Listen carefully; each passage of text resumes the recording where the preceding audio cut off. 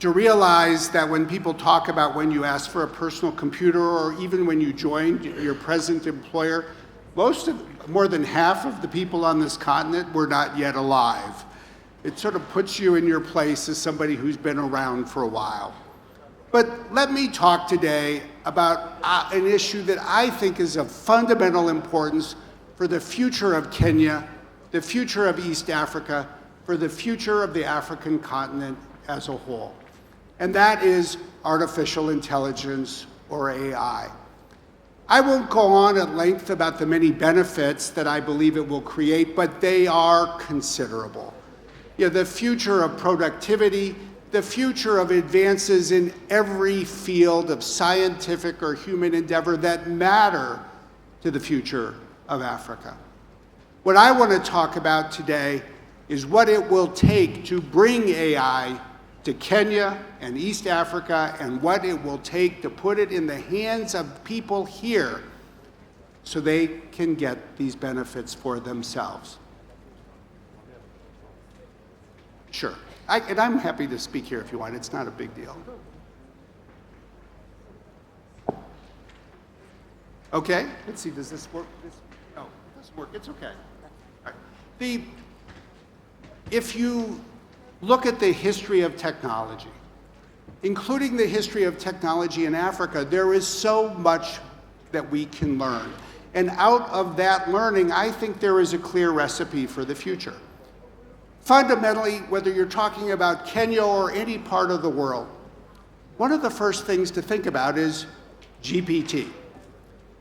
In the AI lingo, that stands for a generative pre-trained transformer. But to economists, a GPT is a general purpose technology. It is a technology that transforms the entire economy. Electricity is often used as the foremost example. There is no doubt that AI is a general purpose technology as well. And when it comes to harnessing the power of a general purpose technology, one needs to bring three things together: human capital, financial capital, and technological innovation. Or put more simply, you have to have people, you have to have money, and you have to have technology. And when you can get all three in alignment, magic happens. And if you look at any general purpose technology, they're always based on what people in the tech sector like to describe as a tech stack. What is that? It's the layers of technology that need to come together. An easy example is the printing press. Everybody knows that a man named Gutenberg invented it in a place called Germany in about the middle of the 1400s. But it wasn't the printing press that by itself fundamentally changed the world. Oh, you needed to build a printing press, but you needed to have foundries that built movable type, because that's what the printing presses needed. And more than that, a printing press was of no real value unless you had innovation in paper. And there needed to be ink, because without paper and ink, a printing press couldn't do much of anything. And you not only needed to do that, you needed to have a new sector of the economy. There needed to be book binders, there needed to be book publishers, there needed to be book sellers. Ultimately, when all of this came together, it came in a way that enabled it for writers and readers to make use of this new technology. And because the technology was relatively inexpensive, the big issue was not access to money. It was the decisions that were made by people. Two types of people. People in governments who decided whether their society would be allowed to make use of the printing press, and people themselves who decided whether they would harness it in their day-to-day lives. And different parts of the world made different decisions. The Ottoman Empire decided to ban the printing press. The Italians used it to fuel the Renaissance, and the Dutch put it to work, not just to help support the Reformation, but fundamentally to fuel the scientific revolution and the creation of markets. The three ingredients, people, money, and technology, came together. That, in many ways, has been one of the great triumphs of humanity's use of technology.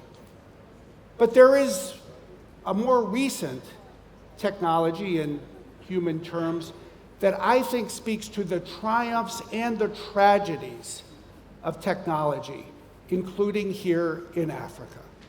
And that is the story of electricity. Electricity had its own, and still has today its own, technology stack.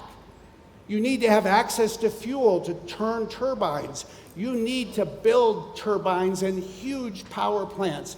And you need to invest in infrastructure, including the transmission systems and lines, the transformers that convert the volts so that they can be used in a home. You need people who build circuit breakers to keep it safe. And when you bring all of that together, magic happens again. Imagine what it was like in the 1880s when suddenly there was a veritable cornucopia of new inventions. Imagine what life was like when people for the first time heard that you could have a thing called a washing machine, or an ironing board, or an electric sewing machine, or a vacuum cleaner, or an electric stove or oven. Things today that people around the world understand so clearly. But you know what was most different about the technology stack for electricity in comparison to the printing press? It was enormously capital intensive.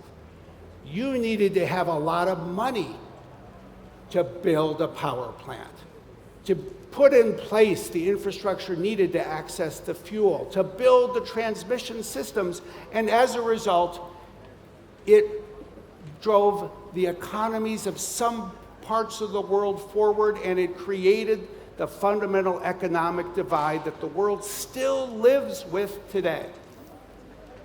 In 1882, there was a magical day in New York City. It was the day that Thomas Edison turned on the first power plant in Manhattan.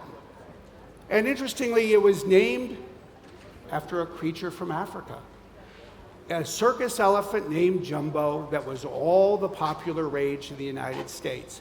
And when the Jumbo transformers powered on, the lights in the New York Times building were illuminated. People saw a new world. That was a triumph of technology. But in so many ways, I think perhaps the greatest technological tragedy in humanity's history is this. We come together here in Kenya 142 years later, and there are still 700 million people in the world that do not have access to electricity, including 43% of all of the people who live in Africa. Why did this happen? How did this happen? How do we learn from it? The answer is clear. You couldn't bring electricity to people unless you could harness the enormous financial capital, the money that was needed to put it to work. And when Europe colonized Africa, they put their capital into railroads that they could use to govern these colonies and extract mineral wealth, but they did not invest in power for the people in the form of electricity. And even in a post-colonial set of decades, capital has been slow to come. And that has held back Africa. It has held back generations of people, not only in Africa, but in India and other parts of the developing world. That is the great lesson that we need to take to heart as we look to Africa and the future of AI. So how do we think about this future? It starts by understanding the technology stack that we have for AI. They're telling me I should feel free to walk around. We'll see if the microphone works. Does it work? It does. Okay. Well, you may not have electricity everywhere in Africa, but here we do. Consider the technology stack for AI. It starts, frankly, with land and electricity, but what it really requires is enormous data centers. Data centers with servers in the cloud, ultimately data centers with the most advanced chips on the planet, data centers that will power AI. And on top of these data centers, people need to build AI models. They need to train them with data. They need to distribute them so that developers can use them. But like electricity, where you'll see so much of the magic across Africa and everywhere in the world is at the top of this stack. The applications today for AI are, think of them like the modern day counterparts to a vacuum cleaner, to all of those advances of the past. But now it will be AI applications like the one you can see in the Microsoft booth, in which a farmer can ask a question in a smartphone in Swahili: is today the right day for me to use fertilizer on my crops? And an AI system will go to work, it will look at the weather, and it will say yes or no, and this is why. And that's just one of what will be thousands and thousands of examples of applications that will improve people's lives. But there's a big but. Only if capital comes to Africa to build out the AI infrastructure that is needed. And I think before we do anything else, before we even talk about how that needs to be done, we should say this: we will not repeat the mistakes made in the era of electricity. We will not tolerate a future where people have to wait decades or longer to reap the benefits that other parts of the world are benefiting from already. That is not a future that is bright. It is not a future that is good for Africa. It is not a future that is good for the world. And what we fundamentally can all, I think, come together and agree upon is that we can and must do better. How do we do that? How do we harness the financial capital and technology innovation? Well, the interesting thing is, this actually is where I show up and can do something useful.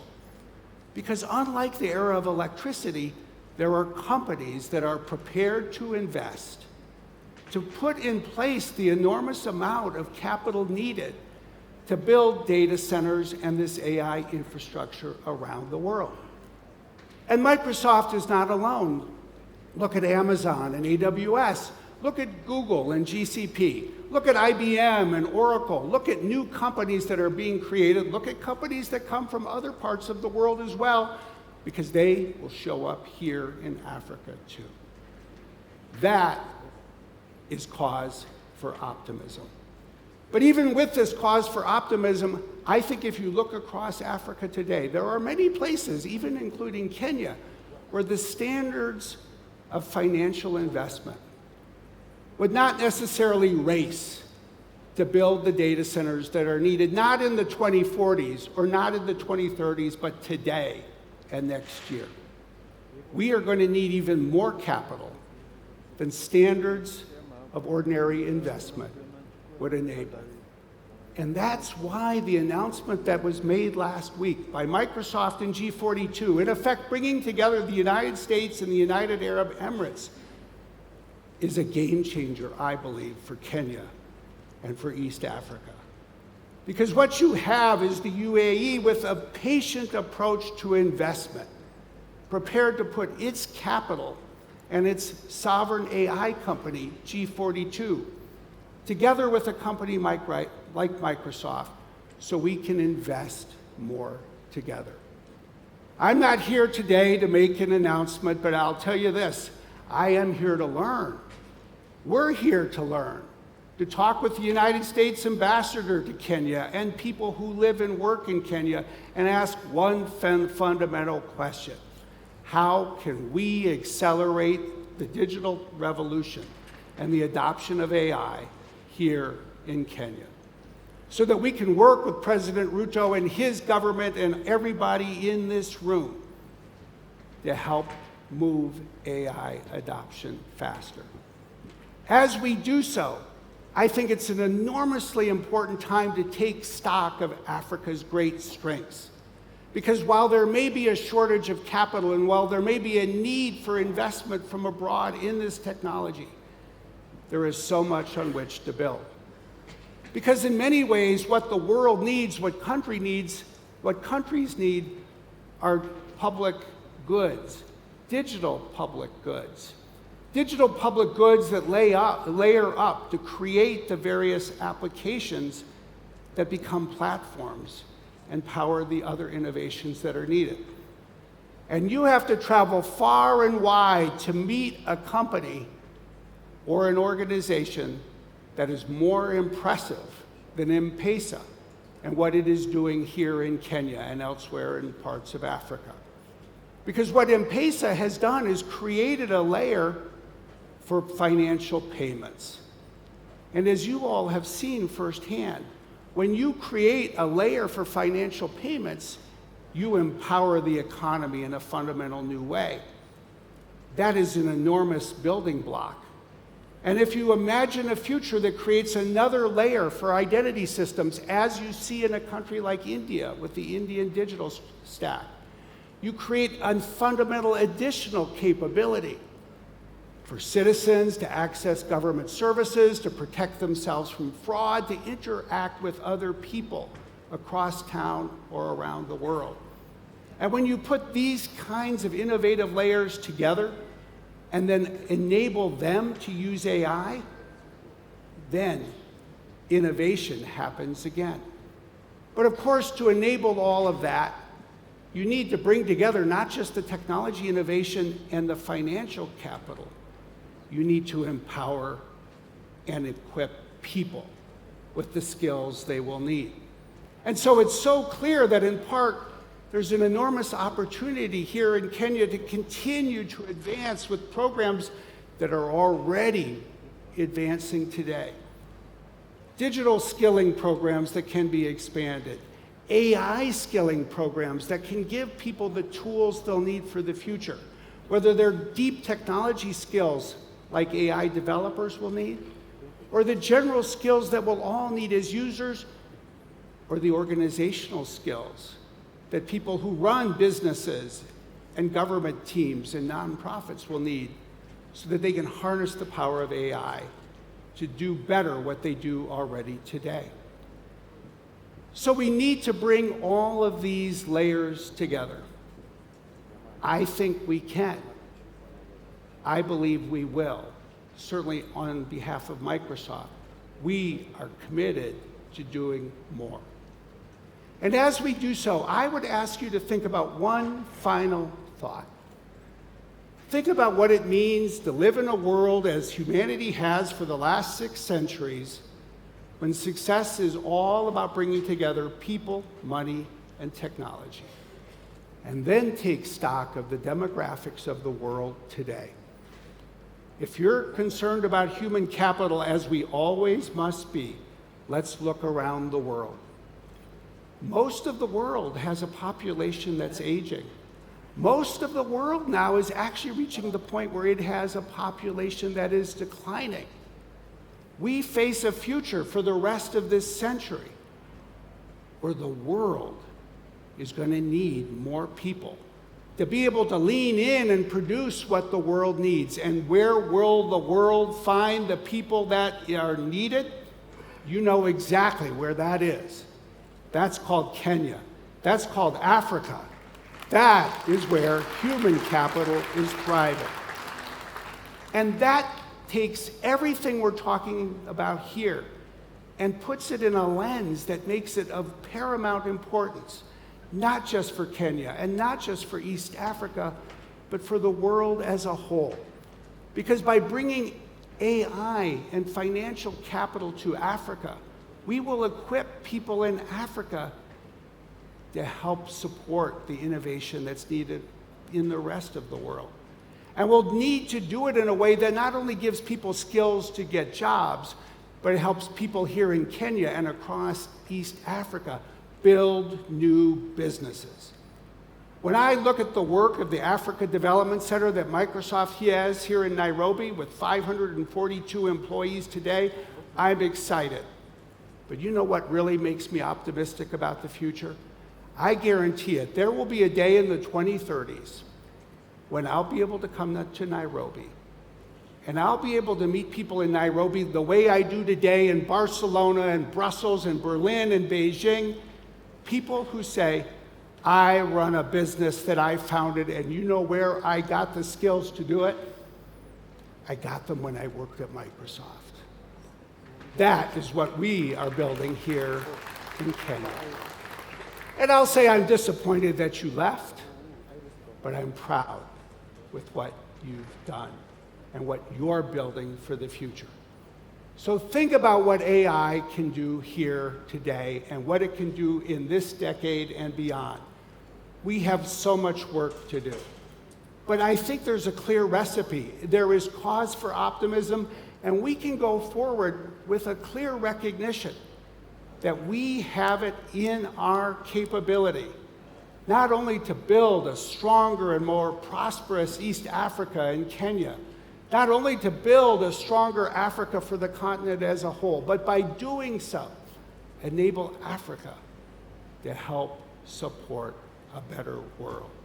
That, I think, needs to be our ultimate goal. Thank you very much.